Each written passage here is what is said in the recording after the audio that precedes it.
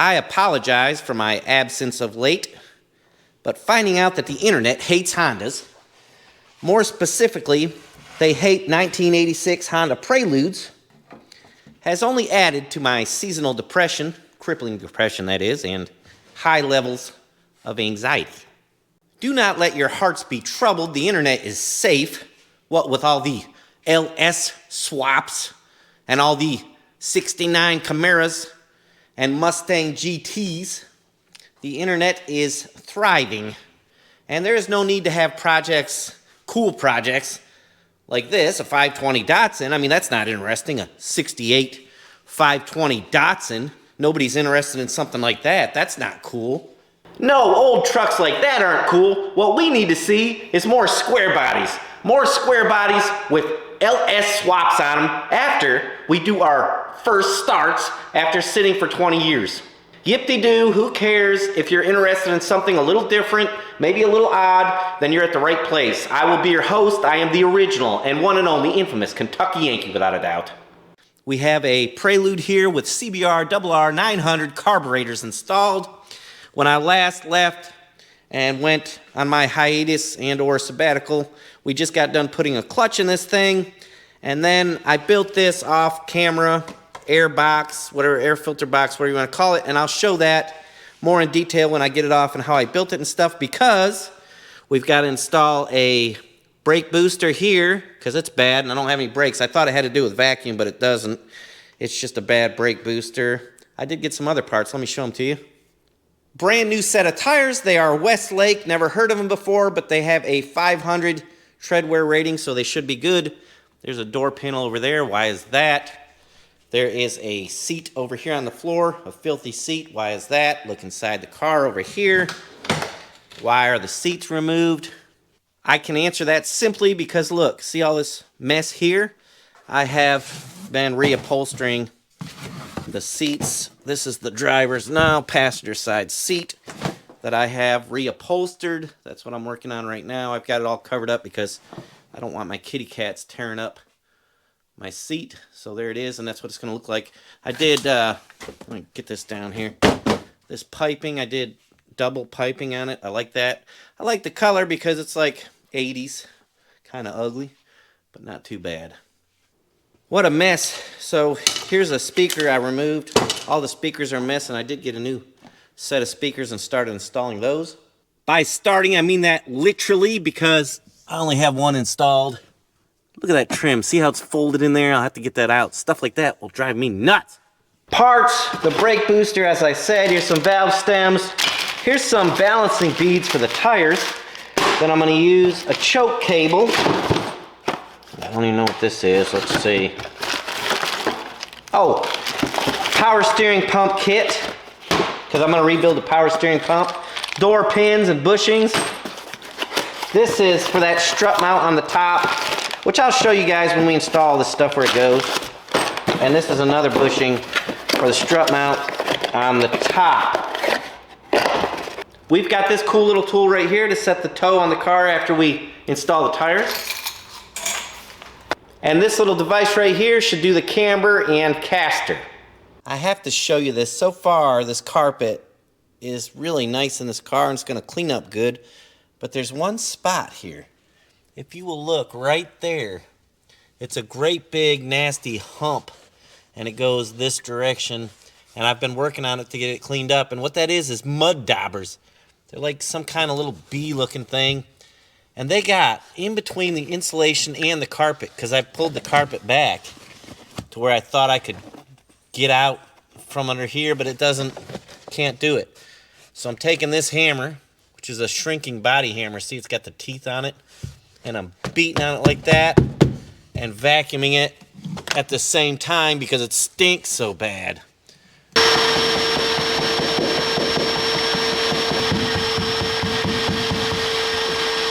The carpet cleaned up nice, so I bolted up the seat.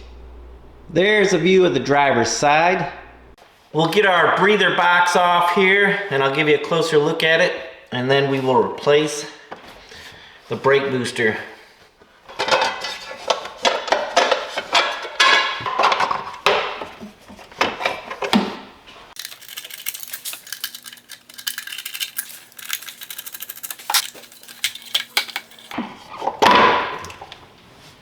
This is the back side of the box. This is a vacuum distribution box. It evens out the vacuum. One of the hoses from each cylinder from the intake goes here, and then it's distributed out different places. This will be for the brake booster. Top view, and that's just a sticker I had laying around I thought looked kind of neat. Here's the inside view. You can see I cut aluminum to make it the same size as the hose and attach the hose there. These edges hold the filter in place. This is a turnbuckle. Filter fits on there like so. And then the top will go in there like that, and you screw it on.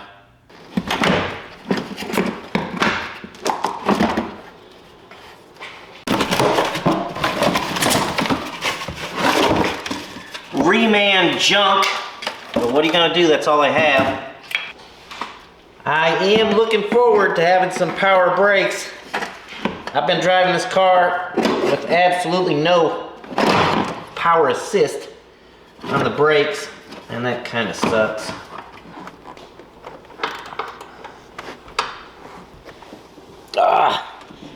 Yeah.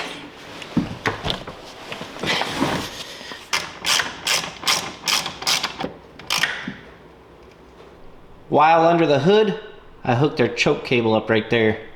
For now, the cable's just laying in there loose until I find a good place to mount it.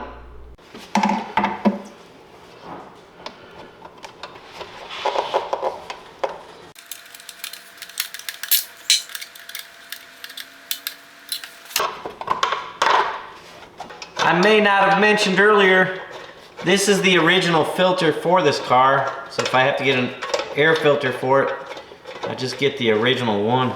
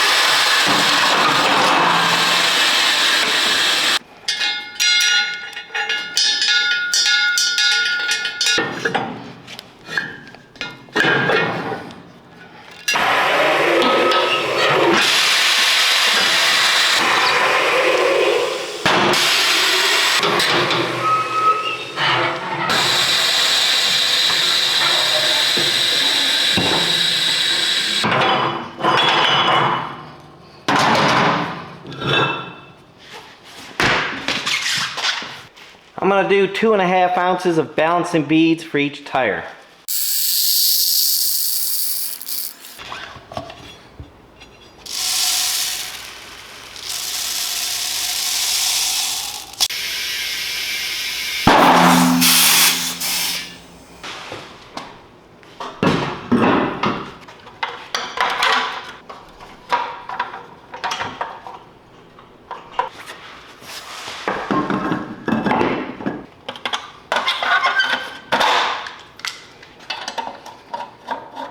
Leaving the hubcaps off in the front because we got to do the alignment.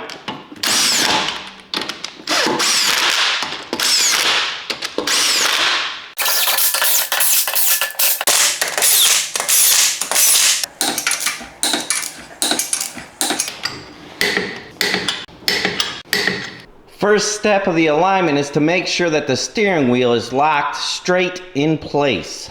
We'll start with camber. I'll show you how this little tool works. It does camber and caster. We're not gonna mess with caster, and I have my reasons for that. Camber, the wheels are straight up and down like this. This would be negative camber. This would be positive camber. Caster, something like this. If this was a side view of your wheels and tires, your right front always needs to lead, in the United States at least, because of road crown. And road crown is where the road is crowned like this, so that it'll shed water off. So the right front wheel needs to lead to keep the car going straight down the road. If they were even, it would wander. And if this one was too far up, it would go to the right. This one's too far up, it'd go to the left. And then there's toe. Toe in would look like this. Toe out would look like that. I've got a bar of metal on the floor. This tool will actually level, which the floor I'm sure is pretty level, but you can compensate for it being out of level. Right now it's showing 0, so it's actually level right here in the spot. So now we'll just stick it right here, and it fits perfectly on that stud. And then it's got to level this direction, so this way and this way. There's a little bubble, put the bubble right in the middle. Showing 0.03, and what we're checking right now is camber. Going for all zeros on the camber and the toe, because I don't want the tires to wear. I don't know what the specs are, and it doesn't matter on this whole car. It's not going to affect the performance very much. I'm giving it a bump up and down to settle the suspension, and it is at 0.3, 0.2 and 0.3, so it's really close. This is your camber adjustment. You can slide that ball joint in and out when you loosen those 2 top nuts, but it also can adjust caster. It'll also affect caster, is what I should say. Not all cars are this easy, but this one, you loosen those 2 bolts and there's your adjustment. See, I can move that wheel wherever I need it to go. We'll put it on 0 and I'll tighten up a nut. All set up to do the same thing on this side. It's a lot further off, 1.4.